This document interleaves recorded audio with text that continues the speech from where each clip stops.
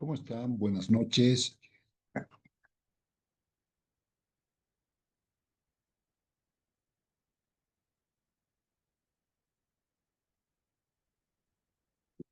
Bueno, estimados maestrantes, una vez más, buenas noches y vamos ya comenzando esta sesión para el día de hoy. Acá con el retorno para ver si tenemos diapositivas y está saliendo la señal correctamente. ¿Ya?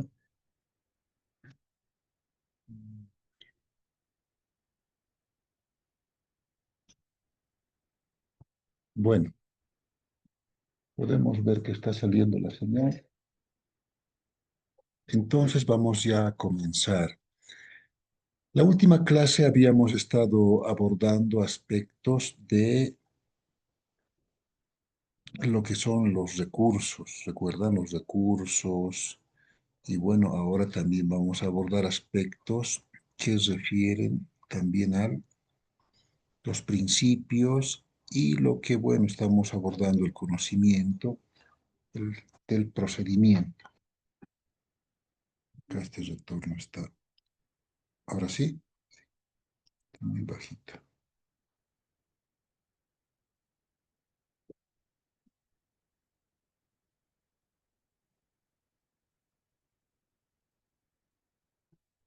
Viendo aquí la señal,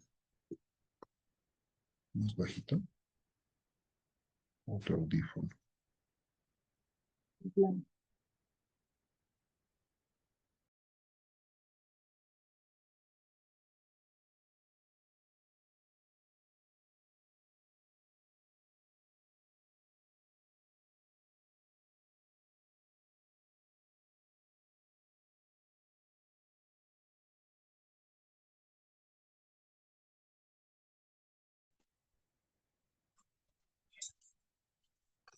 Hola, hola.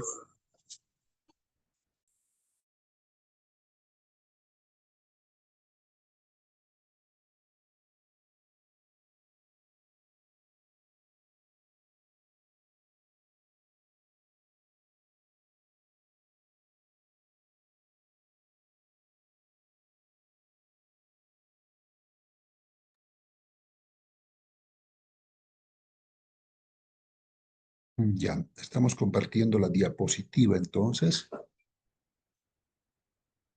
vamos a empezar a desarrollar la clase. Ahora ahora sí, estimados, cuando abordamos ya esta parte, la última parte en cuanto a los recursos, también hicimos ese abordaje inicial en cuanto a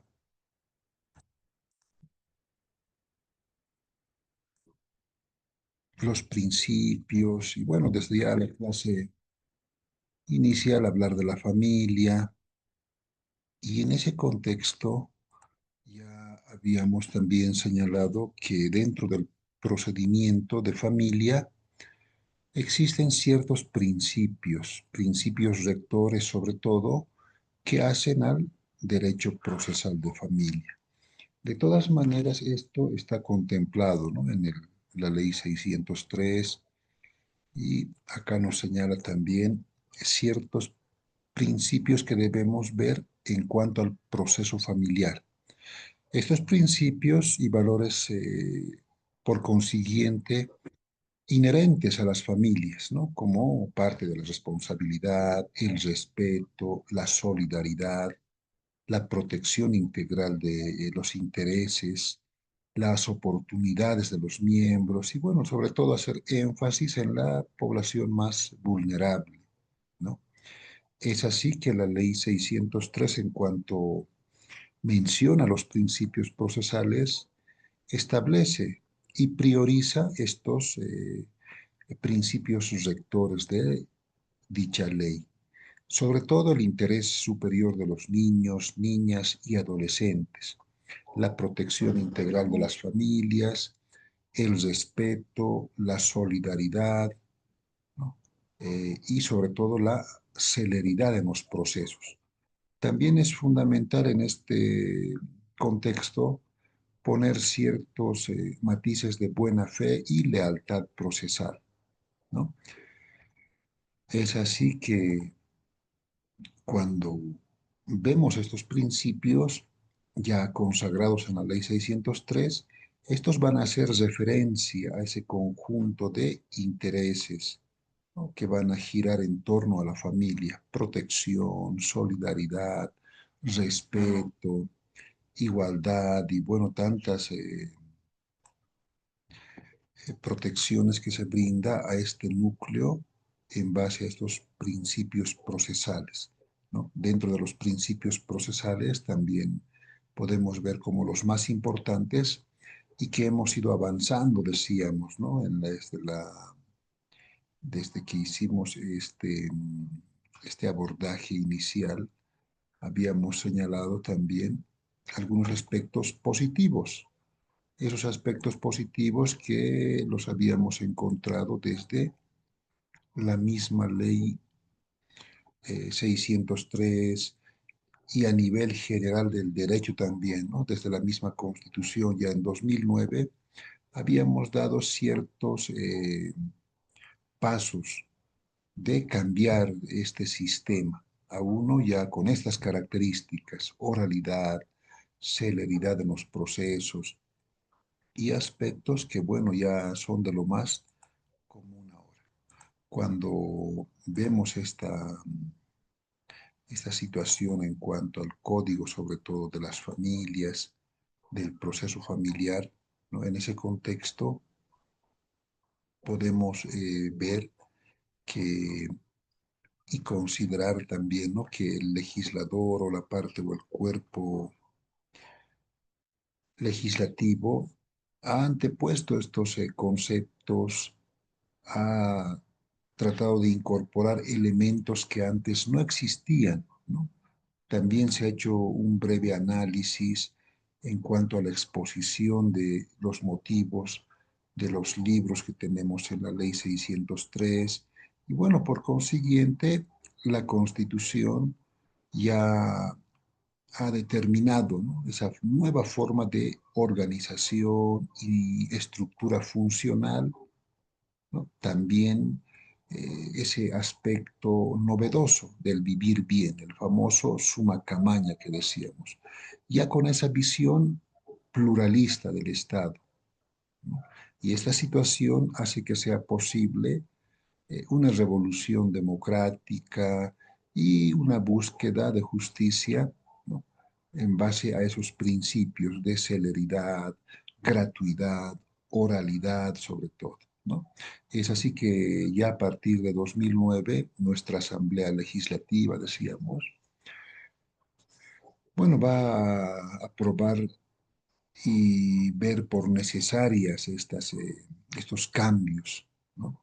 Desde el artículo 298, ¿no?, que nos señala como competencia privativa del Estado central, ¿no?, esta codificación sustantiva y también adjetiva referente a materia familiar, ¿no? Entonces, a partir de ahí, podemos también señalar que se va a abrogar el antiguo Código de Familias, ¿no? La Ley 996 va a abrogarse y, bueno, a partir de esto vamos a construir un nuevo acervo normativo, ¿no? Y, bueno, si bien este código anterior de la década de los 70 ha sido en su tiempo uno de los primeros cuerpos normativos que ha pretendido cierta autonomía respecto al Código Civil, ¿no? Y para lograr este tratamiento, bueno, los juzgados especializados realizaban ese procedimiento. Los procedimientos en materia familiar deben evitar incurrir en esa ritualidad innecesaria, en ese formalismo que habíamos señalado, ya la misma oficiosidad del juez para lograr ese acceso a una justicia cada vez más eficiente. La estructura misma de nuestro sistema eh, del derecho civil ha presentado, ¿no?, estos cambios. y también el Código de Procedimiento Civil, que a la vez protege estos derechos de las personas, el patrimonio, ¿no? Y el conjunto de derechos individuales que son irrenunciables, al igual que la normativa de la ley de familias. Si bien todo este contexto ha sido necesario para avanzar, ¿no? En esta búsqueda de un nuevo sistema, bueno, hay que también revalorizar este acuerdo que tal vez se ha planteado de manera teórica, decíamos. Hemos abordado aspectos de avance de manera teórica. Ya en la práctica, bueno, ya es otro cantar, como se dice, ¿no? Pero, en fin, este es el nuevo escenario en el que estamos atravesando a nivel sociedad y esto nos permite también a la vez a los abogados y al público litigante también reflexionar, ¿no? Reflexionar estas distintas disposiciones, estos también mandatos que nos señala la norma superior. De todas maneras, este cuerpo también tiene, ¿no? Su parte sustantiva, ya cuando hablamos de la ley 603 y su parte también adjetiva, y bueno, ya hemos abordado un poco de eso la anterior, ¿no? En cuanto a esos principios procesales que fueron incorporados para evitar precisamente que el proceso familiar se vuelva extenso, inseguro o costoso, ¿no? Ya esta parte oral es muy beneficiosa porque presenta una solución eficaz para evitar el retardo de justicia, sobre todo, ¿no? Considerando que la celeridad y la eficiencia que busca el sistema no debe vulnerar ciertos derechos ni garantías de en cuanto se trate del proceso, ¿no? El sistema oral es algo siempre debatido y analizado dentro de este contexto porque está funcionalmente contemplado por actividades estrictamente necesarias, ¿no? Por ejemplo, en cuanto a la competencia de los jueces, ¿no? Se ha excluido la posibilidad de plantearse las causales de recusación, ¿no? Tomando en cuenta que es un deber del juez presentar su excusa cuando una de las causales eh, se dé en el inicio del procedimiento o durante la sustanciación del mismo. También la desformalización, que ha contribuido enormemente a que se constituya la exteriorización de pretensiones, ¿no?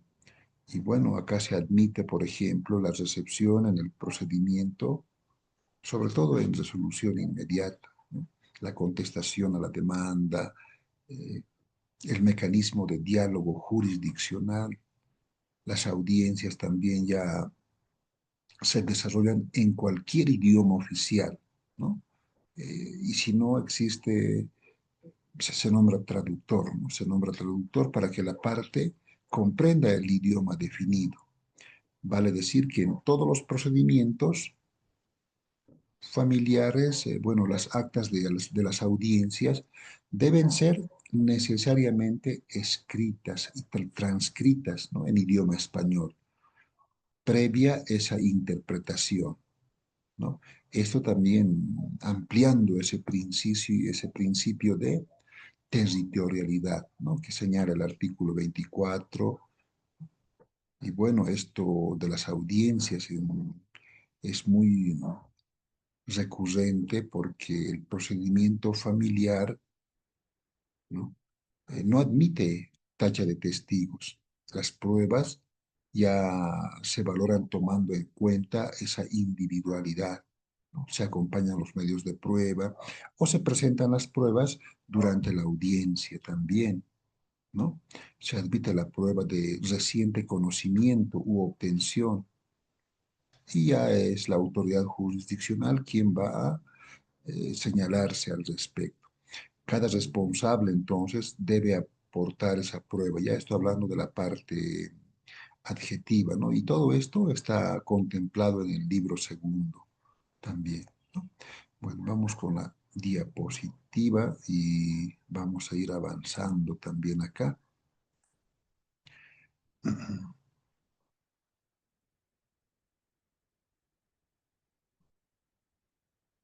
Se me perdió mi diapositiva.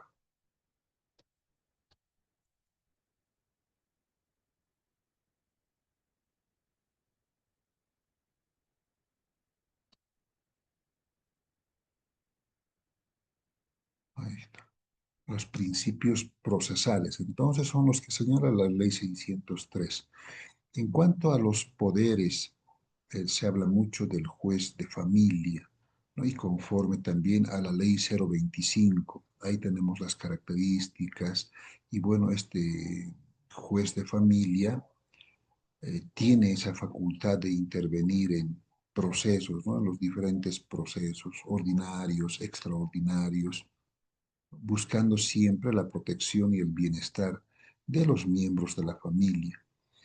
Sus poderes entonces van a eh, darse en cuanto a emitir medidas cautelares, promover conciliación, resolver procesos, ¿no?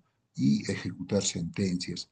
Todo esto bajo ese enunciado que habíamos hecho, interés superior de el menor principalmente, ¿no? Cuando mencionamos también estos aspectos referentes al juez, en Bolivia, por ejemplo, el juez de familia, conforme a la ley 603 y bueno, ya todo lo que señala la ley del órgano judicial, tiene estas facultades, ¿no? Y las funciones también y poderes que le otorga la ley, protección familiar, por ejemplo, entre sus funciones, poderes que va a señalar nuestra normativa, nuestro ordenamiento jurídico, el objetivo primordial del juez de familia va a ser velar el principio de protección de los miembros de la familia, ¿no? Especialmente de los menores o de los grupos vulnerables, ¿no? Este juez también tiene dentro de esas facultades intervenir de manera oficiosa en asuntos que afectan a la familia, como los casos de violencia. Bueno, y si es el caso ya de violencia, esto ya viene es relacionado a otro tipo de normativas, decíamos, ¿no? Por ejemplo, la ley 348.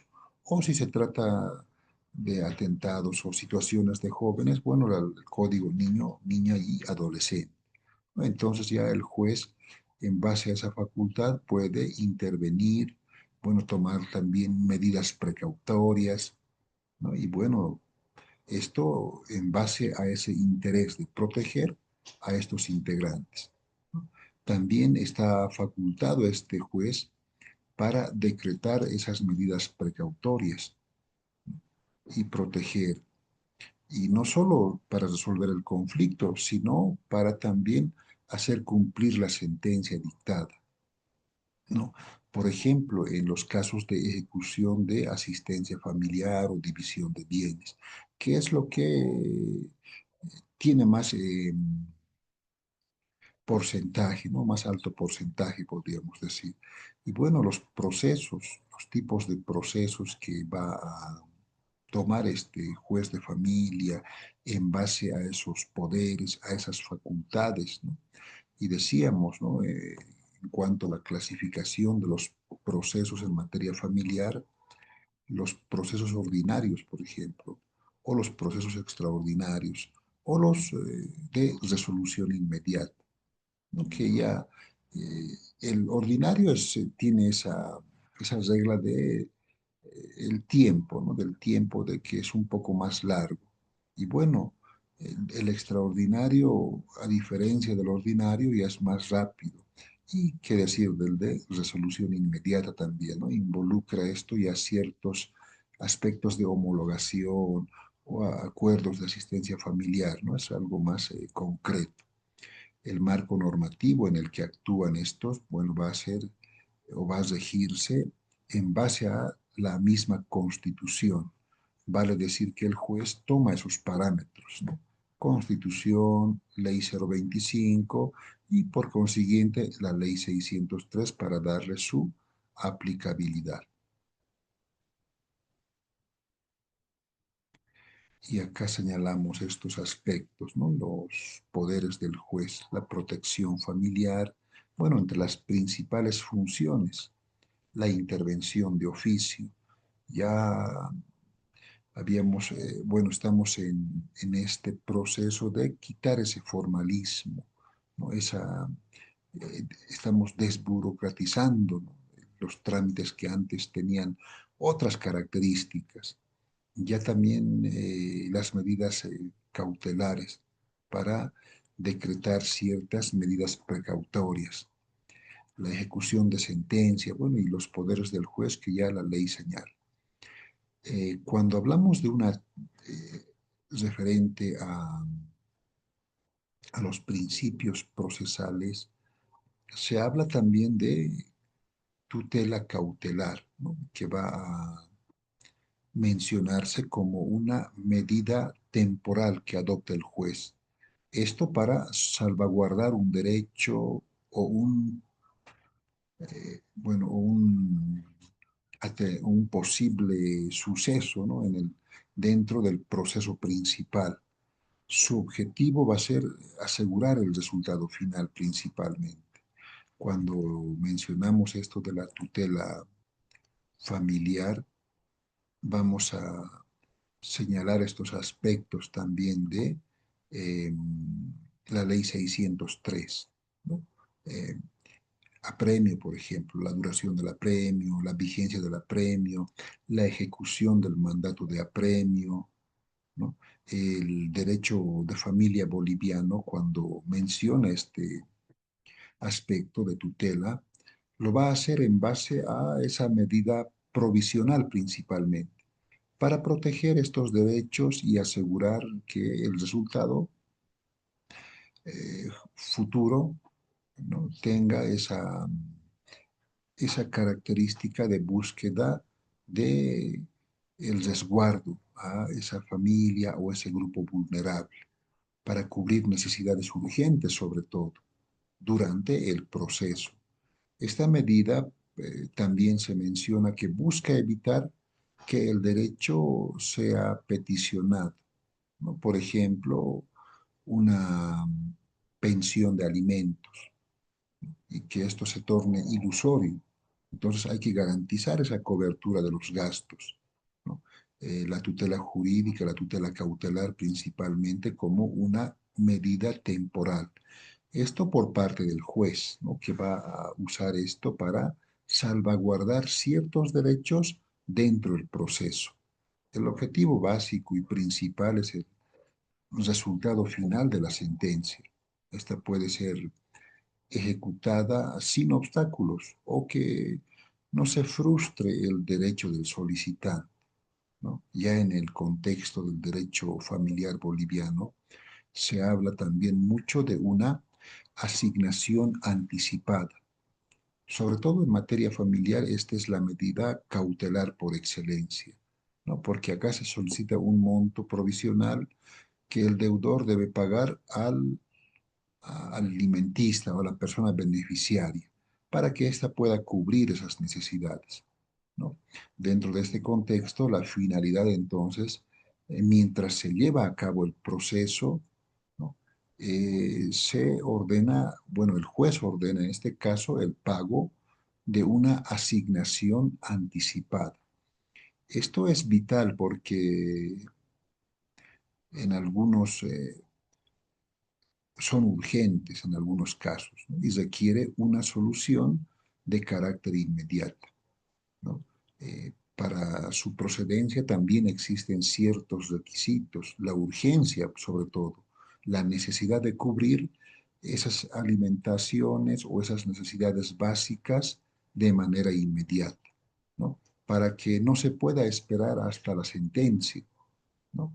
No esperar la sentencia definitiva, sino darle una respuesta judicial antes de la resolución del proceso. ¿no? Un ejemplo podríamos mencionar, a ver, en un proceso, por ejemplo, donde se solicita fijar una pensión de alimentos para un niño o una niña, el juez puede ordenar ya al padre pagar cierta suma de dinero mensualmente para la manutención del niño, a pesar de que el proceso todavía no ha concluido. Esto asegura que el niño no carezca de estos recursos tan básicos o elementales, ¿no? La tutela cautelar, entonces, en el derecho boliviano tiene esas características. Y bueno, sobre todo los gastos más urgentes, ¿no? Alimentación y esa exigencia de verosimilitud del derecho. Porque cuando hablamos de este aspecto, hacemos que exista la posibilidad de que el derecho que se quiere proteger, bueno, sea real y legítimo, ¿no? Entonces, esto para algunos casos de vital importancia, necesidades principalmente, necesidades urgentes, ¿no? Y bueno, la alimentación es algo urgente, ¿no? En cuanto a la tutela cautelar, esta medida entonces va a buscar evitar estos aspectos de petición, ¿no? Esto que se llama mucho o que se relaciona mucho al derecho peticionado. Y bueno, esto también para que exista en el futuro una sentencia definitiva que tenga estos antecedentes. En cuanto a los procedimientos especiales se van a referir a aquellos procesos que por su naturaleza o urgencia también requieren una solución más rápida, ¿no? Según establece también la Ley 603. Y acá, si bien no existe una clasificación explícita en cuanto a procedimientos especiales, se entiende como tales a aquellos que se tramitan bajo la modalidad de un proceso extraordinario, ¿no? Esto para buscar garantizar también la protección oportuna y efectiva de los menores o del grupo vulnerable principalmente, ¿no? Dentro del derecho de familia, estos procedimientos especiales van a referirse a esos procesos que por su naturaleza o urgencia requieren de una solución más rápida, ¿no? Y dentro de los tipos de procedimiento en materia familiar, ya habíamos señalado, ¿no? Lo que menciona la Ley 603, los procedimientos ordinarios, ¿no? Cuando no se especifica otro procedimiento, los procedimientos extraordinarios que también están previstos en la Ley 603, ¿no? Y bueno, algunos con más alto grado de recurrencia son los divorcios, por ejemplo, dentro de un proceso extraordinario, donde antes teníamos otras características, causales, requisitos, ¿no? Y ahora, bueno, se excluye ese aspecto y se toma como prioridad o como base solamente la desvinculación, ¿no? Ya la ruptura del proyecto de vida. Entonces, cuando hablamos del procedimiento extraordinario, estos son los que tienen un poco más de recurrencia, ¿no? En el trámite o en la tramitación. La asistencia familiar para el pago de alimentos, por ejemplo, también está dentro de esto, ¿no? Para cubrir, como decíamos, esas necesidades urgentes.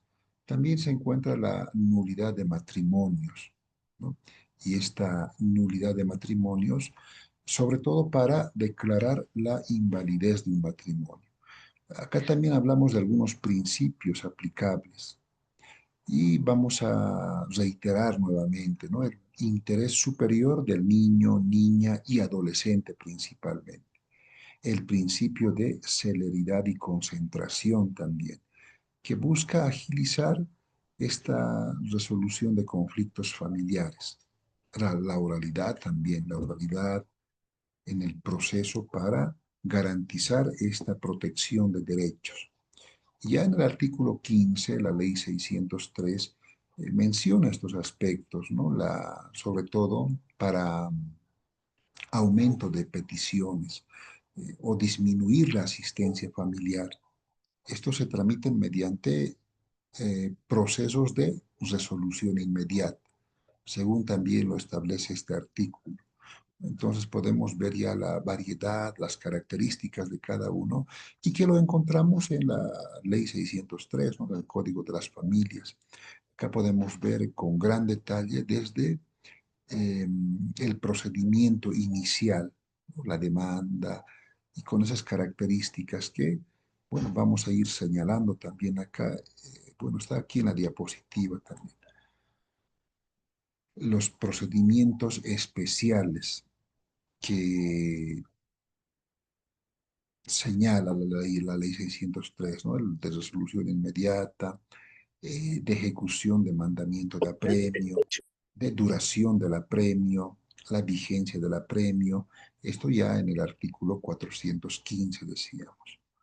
Cuando mencionamos este proceso de resolución inmediata, por ejemplo, lo hacemos en cuanto a las peticiones para aumentar, cesar o disminuir esa asistencia familiar, principalmente, ¿no?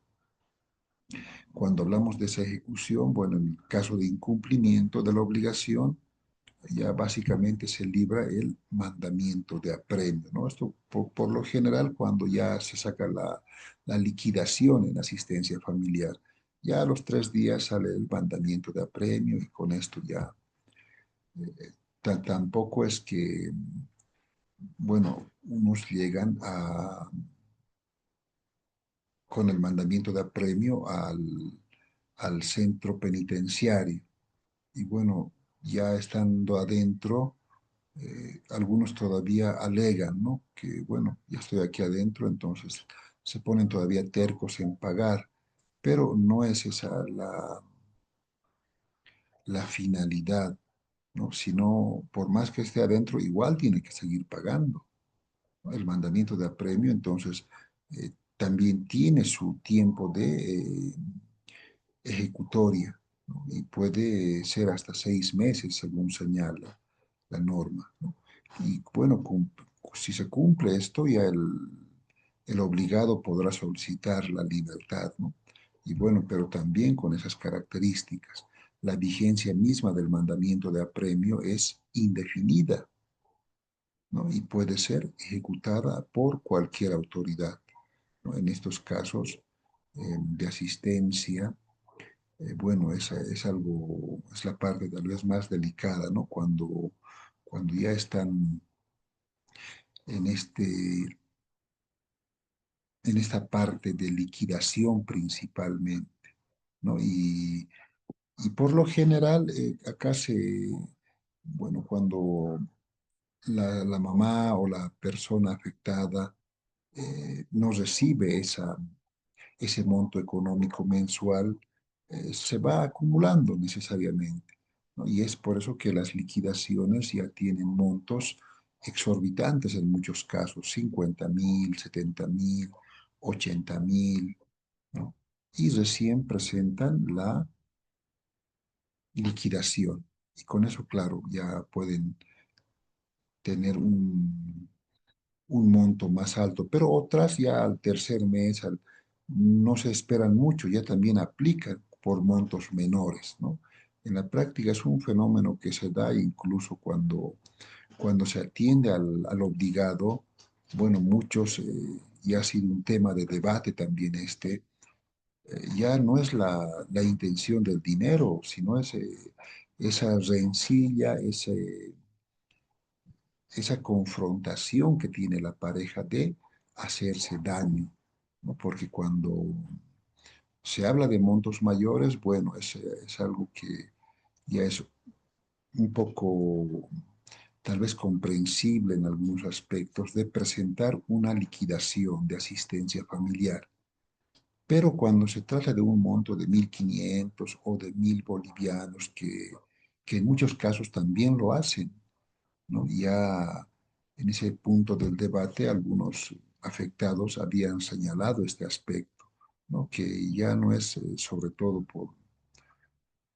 ya no es la intención de la asistencia misma, sino ya es la maldad, dice, ¿no? Que usan algunas personas para hacer valer ese derecho, esa pretensión. Pero bueno, ya eso es ya de carácter particular, ¿no? Cuando también retomamos algunos conceptos, sobre todo de esto de la asistencia familiar, el profesor Manuel Osorio, bueno, que es un clásico dentro del pregrado, nos ilustra con una definición, ¿no? sobre la asistencia familiar y nos habla del parentesco que supone una serie de derechos y obligaciones. Y entre estas últimas, principalmente las derivadas del matrimonio, de la patria potestad, de la inobservancia que se puede dar lugar a sanciones de orden civil y orden penal. Porque cuando hablamos de asistencia familiar, bueno, en derecho de familia también se incorpora en algunos ciertos delitos que corresponden al orden penal, ¿no? Y bueno, así la crianza, el matrimonio, el abandono, también tiene, según este autor, ese término de malicioso, ¿no? Y esto ya pues constituye causa de divorcio, aunque nuestra legislación ya no toma las causales, como decíamos.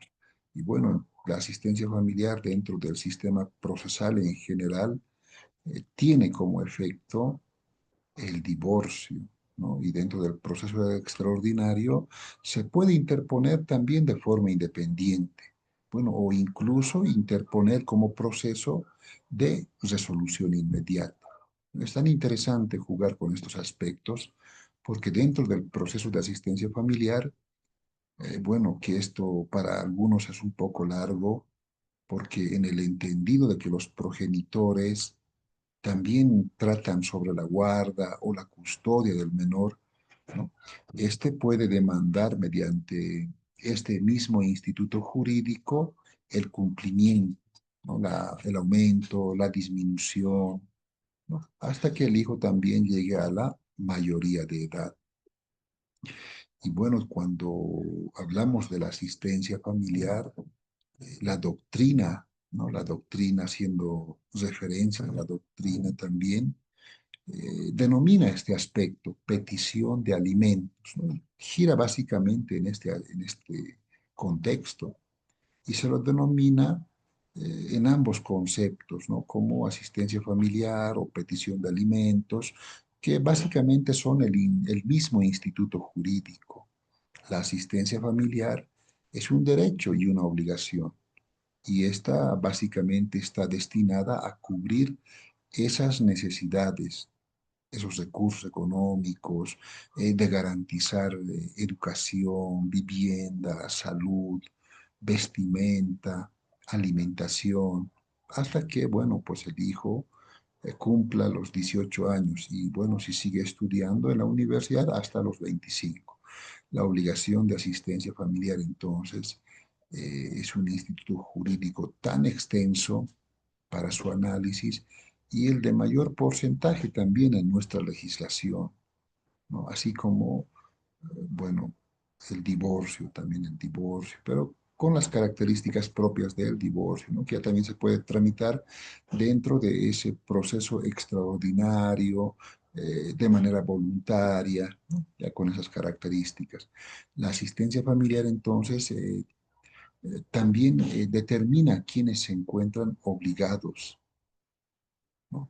Pero esto dentro del contexto de una vía legal para paliar esas necesidades y llevar adelante una vida digna en base a necesidades emergentes, ¿no? Del mismo contexto, la misma educación, salud, etcétera. La asistencia familiar es entonces un instituto muy importante para este grupo de personas también involucradas. Vamos a seguir mencionando acerca de los procedimientos especiales, ¿no? Cuando mencionamos estos procedimientos especiales, la vigencia del premio, por ejemplo, decíamos, tiene ese carácter indefinido y los mismos efectos de la resolución también, ¿no? Cuando vemos acá, tenía apuntado unos artículos, acá voy a mencionar unos artículos en esta parte, un minutito.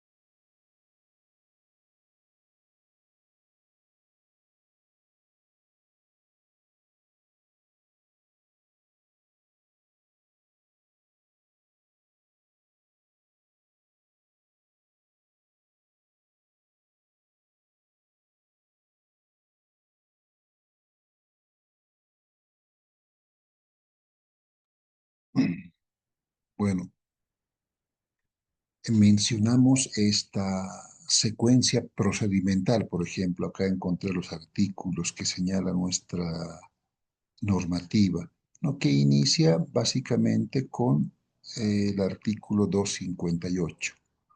Cuando hablamos de este tipo de procedimiento, el sistema procesal de familia, habíamos señalado que está constituido por tres clases de procesos, principalmente los más conocidos, los más generales, y bueno, lo que más recurrencia tiene, ¿no? En cuanto a procesos ordinarios, extraordinarios y de resolución inmediata. Dentro de estos procesos ordinarios habíamos señalado eh, que dentro de este puede existir trámites en cuanto a nulidad de matrimonio, nulidad de acuerdos por vía también voluntaria, división y partición, determinación de bienes propios, dentro de los procesos de carácter ordinario, que requiere su tiempo de tramitación en un tiempo un poco más extenso. La secuencia sobre estos va a ser en base a este artículo, ¿no? Vamos a iniciar siempre eh, lo que señala el artículo 258, 259, 261, 262, 264. Y bueno, acá estamos hablando de la presentación de la demanda, ¿no? La pretensión. Es cuando ya se activa la parte de la acción, ¿no? La acción como esa voluntad de acudir al órgano jurisdiccional para hacer valer nuestra pretensión, la pretensión que se busca. Sea verdadera, sea falsa, bueno, toda demanda tiene esa pretensión también en derecho de familia.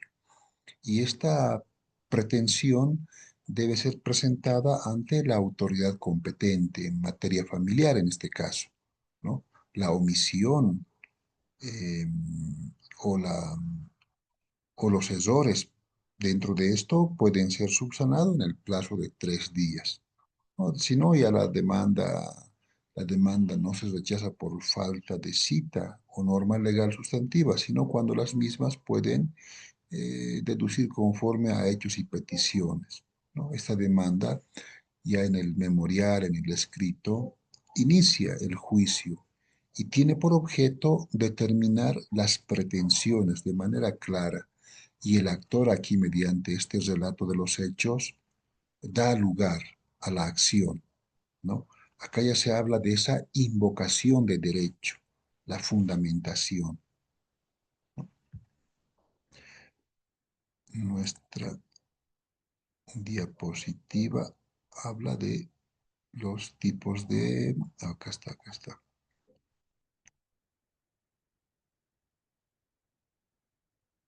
Tipos de procesos, ¿no? Acá estamos con el procedimiento ordinario, básicamente, con esta secuencia procedimental, ¿no? Ya muchos seguramente ya tienen bastante experiencia en esto, pero siempre un pequeño recordatorio, ¿no? Cuando se hace ya la demanda, estamos en eso del análisis de la o la admisión de la demanda, ya el artículo 266 y 423, ¿no? Mediante autos va a establecer también esas medidas provisionales. Ya los requisitos de la demanda, cuando empezamos en el artículo 258, 259, nos señala que cualquier demanda, bueno, tiene que consignar esos aspectos de forma, de formalidad, indicar la autoridad jurisdiccional, el nombre, el domicilio, la residencia, ¿no? Y hacer ese relato breve, pero además fundamentado y concreto sobre la justificación de la pretensión, ¿no? Y la petición de forma concreta. Bueno, finalmente la firma, y bueno, junto con esto se acompañan necesariamente ciertos documentos, ¿no? La cédula, en fin. Y bueno, cuando hablamos de la jurisprudencia que respalda este procedimiento, también tenemos el auto supremo, por ejemplo, ya desde el 2019, el número 217, quebrado 2019, de enero, febrero, marzo de 2019, ¿no? Que dentro de esto también señala estos aspectos que, bueno, de subsanación y de admisión de la demanda en base al artículo 266 de la Ley 603. Pero también nos señala que una demanda ya en el artículo 260 nos señala o nos habla también de una demanda oral. Vale decir que las pretensiones voluntarias, ¿no? También pueden presentarse en forma oral ante la Secretaría del Juzgado o donde queda redactada el acta. Eso es un poco inusual o raro, pero está señalado también este aspecto. Ya cuando vamos a la parte de la contestación, ya el artículo 424, 425, bueno, 268 y 260 y 270 también nos menciona en cuanto a los plazos. En materia familiar, los plazos son perentorios e improrrogables, ¿no? Cuando vemos este aspecto, tomamos en cuenta que debemos actuar después de la notificación. Si nos han notificado viernes, bueno, el plazo empieza a correr desde el primer día hábil. Los días hábiles son de lunes a viernes, entonces desde el lunes. Y las horas también son muy importantes. Esto porque lo determina el Tribunal Departamental de Justicia. En base a eso ya está el horario, horario continuo o horario de oficina. Si es horario continuo, 16:30, por ejemplo. Entonces mi última hora de presentación es las 16:30 del día viernes. Me han notificado el viernes, empieza a correr lunes, martes, miércoles, jueves y viernes, los 5 días. Y bueno, entonces tengo que presentar eso a las 16:30, ¿no? Por lo general, los plazos, 3 días, 5 días, 10 días para la contestación, ¿no? Y posteriormente ya el artículo 426 que nos va a hablar del señalamiento de audiencia preliminar, ¿no? Bajo este contexto, bueno, el plazo máximo para señalar audiencia debe ser puesto por el juzgado en un plazo no mayor a los 15 días, ¿no? Esto con contestación o sin contestación a la demanda, ¿no? La contestación a la demanda también es entendida como ese acto procesal por el cual el demandado responde a esas alegaciones de hecho y de derecho efectuadas, realizadas en su contra. La contestación también debe contener requisitos formales similares a la demanda, ¿no? Entonces, también se habla de una inadmisibilidad de la contrademanda. Es inadmisible una contrademanda. La contrademanda no es admisible en materia familiar, salvo en un proceso ordinario, siempre que la naturaleza de la pretensión así lo permita, ¿no? Entonces vemos también estos aspectos, ya la fijación de la audiencia complementaria, ¿no? Con esas características también, y la audiencia complementaria en base a ese orden de pruebas, exposición de conclusiones y finalmente ya la sentencia. Y esa sentencia, bueno, ya debe ser notificada al tercer día, ¿no? Y bueno, luego de esto, luego de la sentencia, habíamos visto que ya proceden los recursos, ¿no? Estos recursos, en cuanto ya a tomar una apelación en base al artículo 431 o bueno, si no, si estamos todavía disconformes, ir a una casación en base al 432 también, ¿no? Acá se habla también mucho de las medidas provisionales, plazos perentorios, ¿no? Y esto desde la misma admisión de la demanda, ¿no? Desde eh, que vemos el artículo 423, ¿no? Ya nos habla de estos aspectos, medidas para definir esa acción de medir o de establecer ciertas dimensiones que las personas, bueno, tengan la prudencia, ¿no? Para también remediar ese daño o ese mal. Ya cuando se habla de unas medidas conservativas, por ejemplo, se habla de una situación jurídica para asegurar ese derecho futuro. Acá se habla también de ciertas admisiones provisionales, embargos principalmente, ¿no? O hipotecas, pero ¿qué debemos entender por medidas provisionales de manera general? Cuando se habla de medidas provisionales, bueno, estas son aquellas que son las medidas que el juez va a tomar, ¿no? Por ser una de sus atribuciones, admitir, rechazar, de acuerdo, ¿no? Esta resolución toma algo de forma anticipada. También acá se va a precautelar principalmente los derechos de las partes que intervienen en el proceso, antes de pronunciarse sobre el fondo de lo que las partes piden, ¿no? Entonces, la resolución emitida por esta autoridad, por lo general, debe estar debidamente fundamentada. Es un requisito ya para el juez, es una obligación, ¿no? La fundamentación, la aplicación, la argumentación, y bueno, porque acá también se habla de un peligro en la demora, la proporcionalidad de la medida provisional, ¿no? Y bueno, esto puede convertirse también en medidas definitivas a futuro, ¿no? Cuando la resolución, por ejemplo, que genera el juez puede ser admitiendo o rechazando las medidas provisionales. En ambos casos, el juez debe rechazar o debe fundamentar esta decisión. Esta resolución, por lo tanto, no se puede impugnar porque la norma no ha previsto otro recurso ulterior, ¿no? Esta, esta nueva normativa se hablaba de una contracautela en ciertos aspectos o fianza, ¿no? Como medida provisional solicitada. Ya sobre esto, entonces, la decisión del juez va a ser en base a estos elementos, sobre todo de prevención, cautela, seguridad personal. Acá se ofrece cierta importancia también cuando está relacionado a otros aspectos, ya cuando vemos el aspecto penal también, ¿no?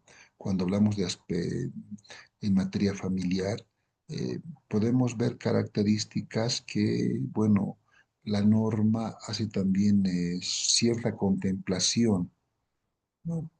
Cuando se habla de este tipo de procesos.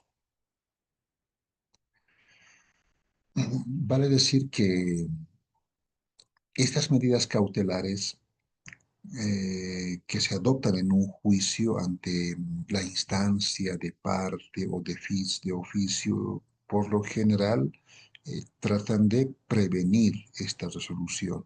Y estas medidas cautelares, dictadas mediante providencias judiciales en muchos casos, con el fin de asegurar de que cierto derecho pueda ser efectivo, ¿no? Y las medidas cautelares no implican una sentencia respecto a la existencia de un derecho, sino la adopción de medidas judiciales para hacer efectivo ese derecho, ¿no? Que por el contexto seguramente está reconocido.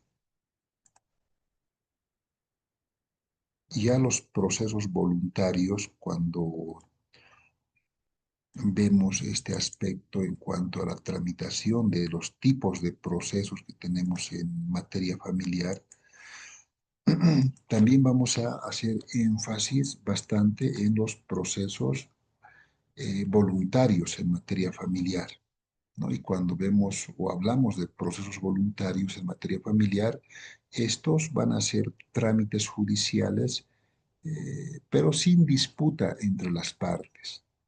Vale decir que no hay confrontación y ambas partes van a ir de manera voluntaria, de manera amigable, y el objetivo es obtener un pronunciamiento principalmente del juez para hacer valer, para estar en conformidad ambos, ¿no? Ese acto de eh, privado, podríamos decir, de relación jurídica, sin que afecte a terceros, ¿no? O sin que afecte a otras personas. Estos trámites, por lo general, son de mera declaración, ¿no? Y no crean nuevas leyes, ¿no? En los ejemplos, por ejemplo, de concubinato o una adopción, las características que tiene este tipo de procesos es que no existe una oposición, no existe conflicto directo entre los participantes, ¿no? Y que el peticionario no es una contraparte de nadie, ¿no? Simplemente van y tramitan de manera voluntaria. El mismo interés del solicitante, mediante este proceso, busca la validación de ese acto jurídico, ¿no? Ya el juez sobre esto va a emitir un pronunciamiento y este también puede ser, ¿no? En una simple declaración o autorización para que ciertos actos sean válidos, ¿no? Un proceso voluntario eh, se dice que puede transformarse en un proceso contencioso si surge una oposición, ¿no? Es como en las conciliaciones, cuando en materia civil, sobre todo cuando se habla del aspecto económico, estos juzgados de conciliación resuelven estos procesos de manera veloz, ¿no? Y también ya ponen una sentencia ejecutoriada. La mayoría de los que acuden solucionan de buena manera y firman el acta y bueno, ya hacen valer eso, ese acuerdo que han realizado, perdiendo, ganando, en fin, pero al final han decidido ir por esa vía más sencilla de la no confrontación. Pero en el caso que no exista o que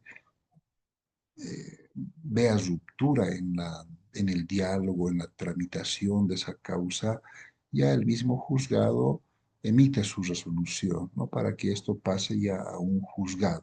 Y bueno, ahí tengan que resolverse bajo estos aspectos, ¿no? De manera contenciosa, ¿no? Ese proceso voluntario o esa conciliación que decíamos, muchas veces se transforma en un proceso contencioso, ¿no? Si surge cierta oposición o si existe cierto desacuerdo o si no está conforme con el interés que se persigue, ¿no? Ya cuando hablamos en materia familiar, por lo general, el proceso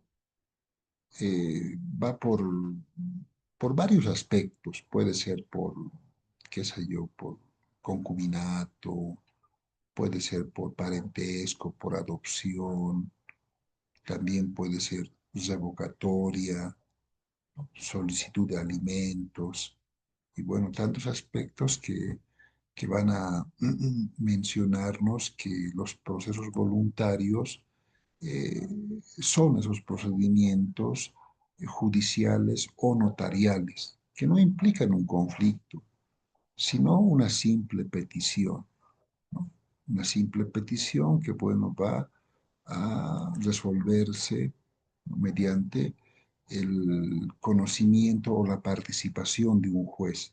Y este juez le va a dar esa eficacia a esa situación o relación jurídica, ¿no?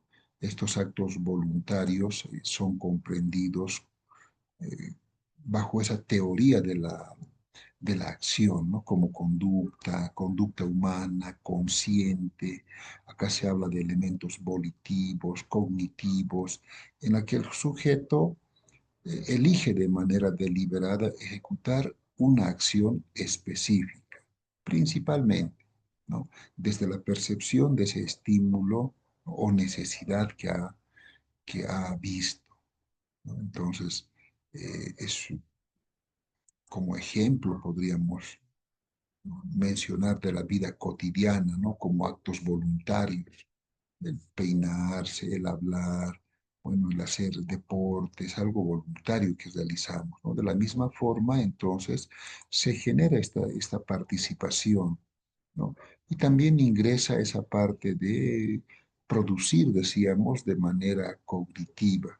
Desde la misma corteza cerebral ya surgen estos aspectos, ¿no? Para que podamos tener resultados favorables.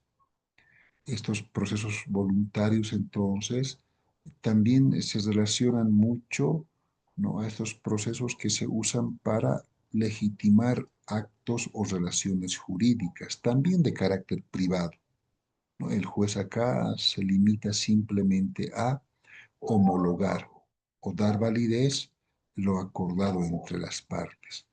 Es muy interesante esto de los procesos voluntarios en cuanto a que dentro de sus características principales va a señalar que no existe conflicto de intereses, ¿no? Que el juez simplemente va a homologar o validar lo que están acordando y va a fomentar también el consenso, ese consenso para buscar una solución consensuada y que pueda generar acuerdos y evitar esas cargas procesales sobre todo, ¿no? Esto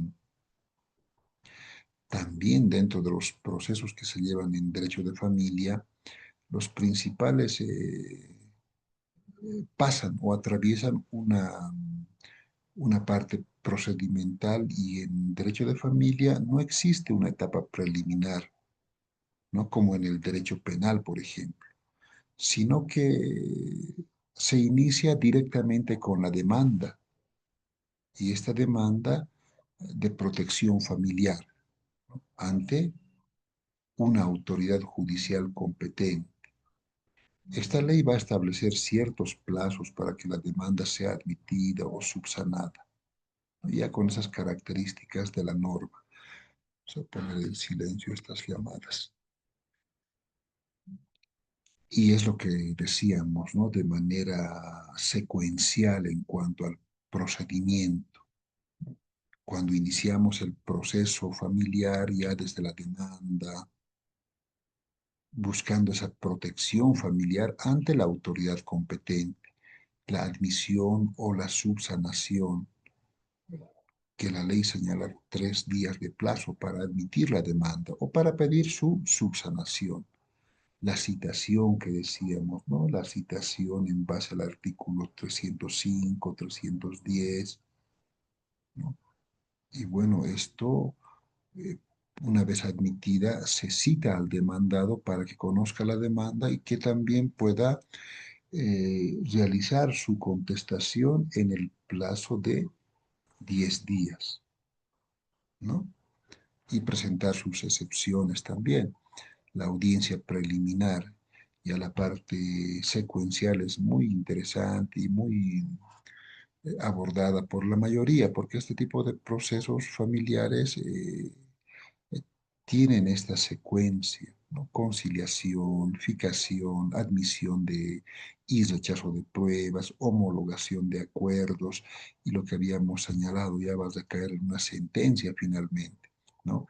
Las fases del procedimiento regido por la ley 603, entonces va a señalarnos esos aspectos, ¿no? Esos aspectos en cuanto a los tipos de procedimiento que realizamos en materia familiar, ¿no?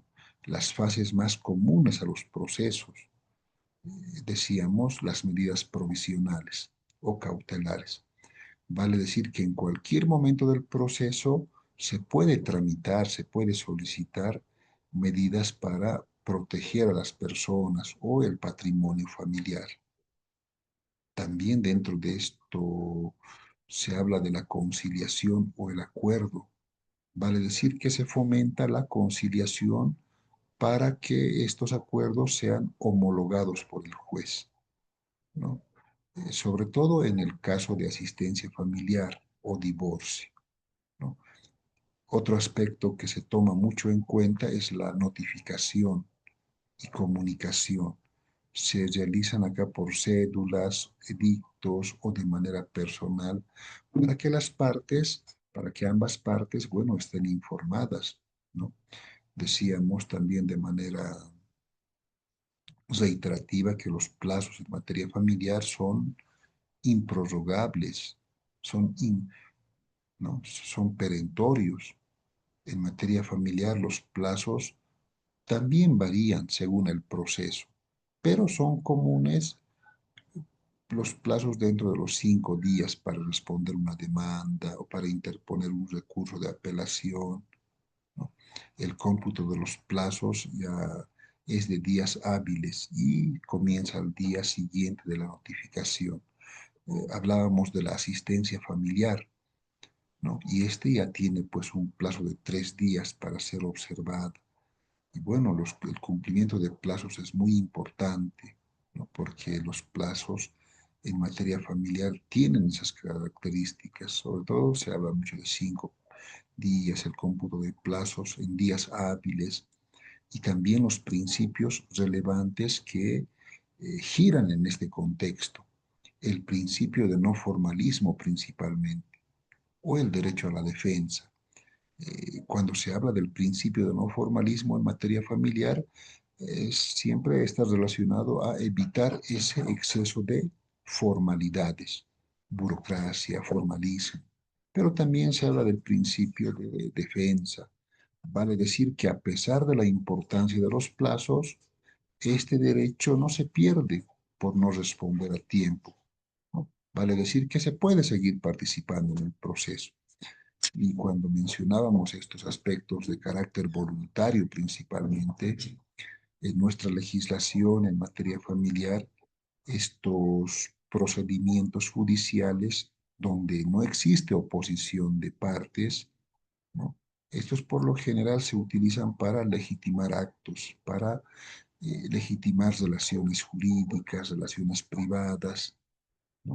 Y las características que habíamos señalado, la no conflictibilidad, el juez que simplemente se pone en el papel de homologar, buscar el consenso, ¿no? Los procesos voluntarios, entonces, son considerados esa vía no contenciosa para resolver estos asuntos en materia familiar. También se habla en- mucho de la filiación paterna, ¿no? Cuando se habla de este vínculo jurídico y de parentesco que une a un hijo con su padre, este vínculo va a establecer esos derechos y obligaciones recíprocas, ¿no? Se puede establecer por naturaleza, por genética, por adopción, y en algún momento alguien preguntaba, ¿no?, los aspectos claves para la filiación, y esos aspectos claves básicamente están en el vínculo jurídico, en la relación legal. Y esta relación legal va a crear esos derechos, esos deberes entre padres e hijos. La misma identidad o parentesco. Esto va a proporcionar la identidad de la persona respecto a su familia de origen, ¿no? Pero también está esa fuente de derechos y obligaciones. Esto va a implicar esa patria potestad, contribución a la alimentación, nacionalidad y esos aspectos. Esto también se relaciona a diferentes formas de establecimiento. ¿Cómo se establece este aspecto? Por naturaleza, por adopción, por reproducción asistida, ya cuando mencionábamos esos aspectos claves de filiación, ¿no? En Bolivia, por ejemplo, la filiación es la relación que va a unir o va a generar estos derechos y obligaciones de carácter recíproca, ¿no? La ley 603 va a establecer entonces que puede ser por voluntad conjunta o por indicación de un progenitor. Esto también mediante una resolución judicial, ¿no? Cuando se habla de filiación, se relaciona mucho a los derechos y obligaciones. La filiación como establece esta particularidad de salud, educación, obligación de los padres principalmente, ¿no? El derecho a la identidad, el registro correspondiente que tienen los menores, ¿no? Sobre todo va a radicar en esa importancia como un pilar fundamental también dentro del derecho de familia, ya que mediante esto aseguramos el reconocimiento del origen de una persona, de su derecho a pertenecer a una familia, ¿no? Y la protección, por consiguiente, de sus derechos y desarrollos personales, ¿no? Ya cuando se habla también de ese otro extremo, del extremo contencioso, el Código de las Familias y del proceso familiar menciona esa tramitación ante juzgados públicos en materia civil. Estos procesos que, que pueden ser también desarrollados mediante un procedimiento ordinario o extraordinario, depende al caso, van a ser aquellos donde las partes no llegan a ese acuerdo, ¿no? Y bueno, los procedimientos ya, sobre todo de manera contenciosa, se dan en mayor grado en divorcios contenciosos, ¿no? Cuando no pueden acordar estos cónyuges los términos de su separación o la custodia de los hijos, porque siempre va a existir esa disputa sobre quién ejerce la autoridad sobre los hijos comunes, ¿no? O la fijación de alimentos, cuando existe una parte que debe proporcionar a la otra. Bueno, eso es ¿cómo podemos decir? En una hora y media, ya pasando la hora y media se torna un poco eh, antipedagógico, ¿no? Es por eso que siempre en esta clase de charlas se recomienda un pequeño descansito, pero nosotros lo hacemos corrido hasta las 9 porque pasamos también 2 horitas, ¿no? Y bueno, cuando hablamos de estas características generales, nos vamos a referir a todos estos aspectos, ¿no? De patrocinio, de audiencias, de notificaciones, pero también existen los procesos, decíamos, de violencia familiar, ya que va a ser contemplado esto específicamente por otra normativa, ¿no? La ley 548, sobre todo, tipos de violencia, ¿no? En violencia, cuando referimos nuestro cuerpo normativo, ¿no?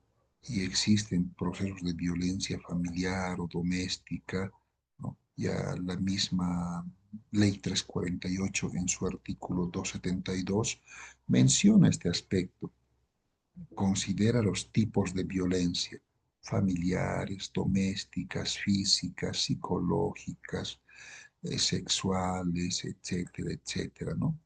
Y la pena, además, ¿no? La pena de multa a favor del Estado.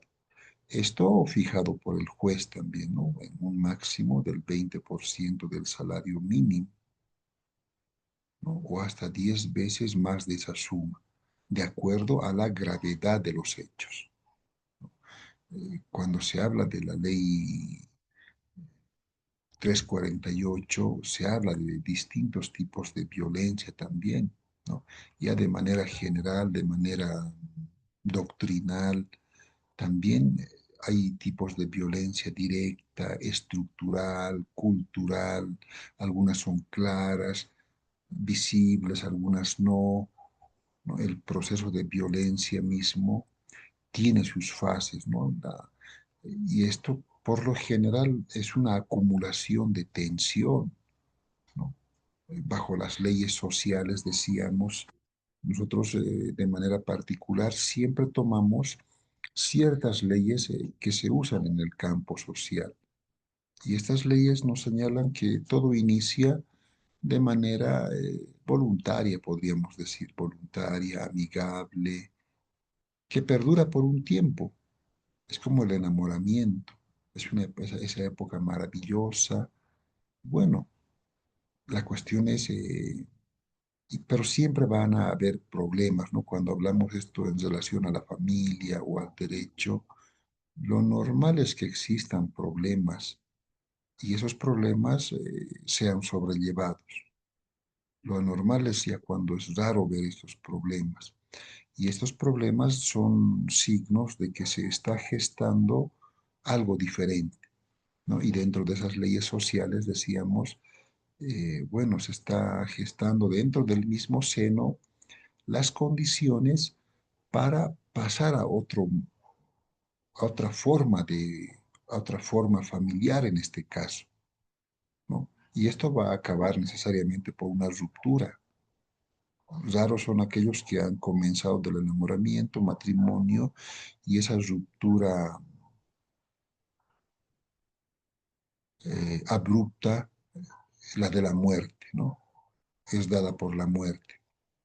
Para otros, esa ruptura abrupta, violenta, que en ciencias sociales se relaciona, ¿no? A estos modos de producción, a las formaciones económicas sociales que tienen que también atravesar este procedimiento, pobres y ricos, unos y otros se llevan o sobrellevan esto en base a un cierto enamoramiento también. Luego concretan lo que es el matrimonio, trabajan por un tiempo, viven, hay problemas, dentro de esos problemas se gestan las condiciones para que esta sociedad avance a un nuevo y mejor modo de producción, ¿no? A una nueva forma económica social. Pero esta va a ser en base a eso, que va a estallar también, que va a estallar, va a acumularse de tensión y va a estallar en violencia. Y esta violencia, bueno, va a gestar o va a dar como resultado otra formación social, otra formación económica, ¿no? Otro modo de producción cuando hablamos de cosas macro como la sociedad.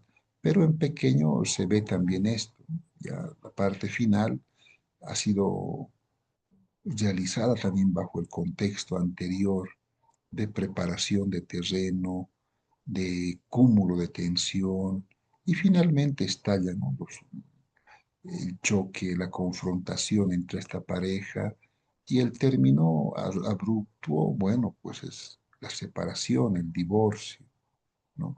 Raros son, decíamos, aquellos que esa ley final se va a cumplir con la muerte, como separación abrupta también, ¿no? Abrupta y bueno, con estas cumplimos nuestras leyes que en ciencias sociales las vemos con mayor amplitud en el campo social, natural y del pensamiento. Pero bueno, la ley 348 refiere al respecto también, ¿no? Este equilibrio, esta búsqueda, desde la misma formulación de su objeto, del objeto de la ley. Esta ley, bueno, ley integral para garantizar la vida de las mujeres en situación de violencia, ¿no? Y bueno, esto también ha generado cierta crítica, ¿no? No solo se trata de mujeres en situación de violencia, sino la ley 348 es de manera general, tiene su carácter general, aplicación también para varones, ¿no? Para varones y bueno, la ley 348 protege los tipos de violencia dentro del entorno familiar, la sociedad o el espacio público. También dentro de su contenido establece medidas de prevención, de reparación a las víctimas de violencia, ¿no? El objeto, bueno, pues va a ser también abordado en base a otras normativas, ¿no? De protección de vivienda. Las mismas alcaldías van a tomar o regular este aspecto para establecer ciertos mecanismos jurídicos, administrativos o técnicos para este control. Ya el interés es, ha sido una necesidad constante, pero decíamos en algún momento que también la intención no es penalizar todo, ¿no? Algunos, y este era otro tema de debate también, ¿no? En algún seminario, en algún taller, porque algunos abogados se sienten felices o satisfechos cuando son llamados abogados penalistas, y también inflan el pecho porque, bueno, soy penalista, ¿no? ¿Por qué? Porque se han enfocado en simplemente buscar la penalización de los actos. Todo es cárcel, pena, pena. Es por eso que en algún momento se les decía, por eso son penalistas, les encantan las penas. Y la intención no es esa. La intención debería ser siempre la prevención, ¿no? Para que esto no se reproduzca, no vuelva a surgir. Y en el campo familiar también. El conflicto va a haber, ya el proceso se desarrolla porque ha fallado esa prevención. Pero bueno, tampoco es algo complicado o algo que, que sea, bueno, un bajón para muchos. No es simplemente afrontar lo inevitable, un proceso para resolver eso que ya no se puede mediante esa prevención que se habla bastante, ¿no? Ya cuando se desarrolla el proceso es porque ya ha estallado todo esto y hay que buscarle una solución. Y esa solución también en base a esas características sobre todo de el buen oficio del abogado, ¿no? Cuando se habla mucho de Osorio, también cuando vemos el alma de la toga, y bueno, ahí podemos ver las características también del buen abogado, ¿no? Ese abogado que más allá de buscar procesos o penalizar, como decimos, sea pues un profesional en derecho con esas características, ¿no? Y bueno, incentivar también el ejercicio de estos principios, estos valores que dan o que giran en torno a estos procesos ordinarios, extraordinarios y bueno, de resolución inmediata también que tenemos dentro de nuestra legislación. Cuando mencionamos esta, acá en la diapositiva también, ¿no? El proceso de violencia familiar, acá la ley 348 ha enfatizado este aspecto de violencia en la familia, ¿no? El cónyuge o a los ascendientes, ¿no? Y bueno, es amplia esta ley, pero es muy interesante abordarla parte por parte, ¿no? Ya es así que la violencia doméstica, que existe en mayor porcentaje, podríamos decir, ¿no? Agresiones cometidas por los cónyuges o excónyuges o convivientes, ¿no? Concubinos, ¿no? Y las formas de violencia que señala esta normativa, ¿no? La ley 348 psicológica, laboral, institucional, etcétera, etcétera. Acá seguimos señalando los tipos de violencia, las medidas cautelares, artículo 18, y bueno, los procesos en violencia de familia, ¿no?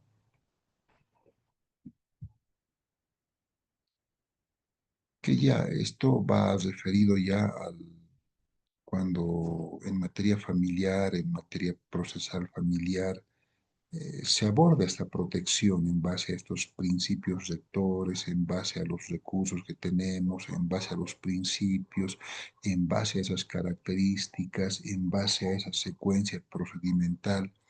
Pero cuando ya se habla de violencia o de delitos, ya pasamos a otro campo, ¿no? Al campo, al área penal también, de sanciones ya. Pero bueno, muy bien, mis estimados, ya como siempre hemos ido abordando algunos aspectos. Ya en esta ocasión relacionados a los principios procesales, ¿no? Y esos principios procesales con esas características, ¿no? Que señala principalmente la ley 348, esa secuencia también procedimental, la parte adjetiva, la parte sustantiva, el libro primero, libro segundo, y bueno, todo está estipulado en cada artículo, ¿no? Desde la misma presentación, sobre todo el procedimiento que hacemos énfasis acá en materia familiar. Ya la próxima estaremos viendo otro aspecto también importante relacionado a este módulo. Bueno, ya estamos llegando a las 9 de la noche y bueno, agradecerles por esa presencia. Algunos han pedido permiso también de manera interna y no se preocupen porque las clases están ahí, están también grabadas en el YouTube. Muchas veces por el mismo tiempo, las mismas actividades, es un poco difícil conectarse, pero ahí está la plataforma. Ya esperemos que nos puedan dar ya el visto bueno para habilitar en la plataforma los foros y los trabajos, que tampoco son complicados, ¿no? Simplemente son un análisis, un comentario, el foro y el trabajo que será algo relacionado a algo de procesal familiar. En cuanto a eso, ya pues estaremos abordando este módulo y bueno, esperando también que desde la unidad de posgrado nos puedan proporcionar la plataforma ya correspondiente. Bueno, agradecido a todos ustedes por su gentil atención. Nos estaríamos viendo la próxima clase. Tengan muy buenas noches, estimados, y bueno, buen descanso. Por acá ya está lloviendo y a cuidarse porque, bueno, el clima de La Paz sobre todo es impresionante. Un abrazo y feliz descanso. Chao, chao. Luego, doctor.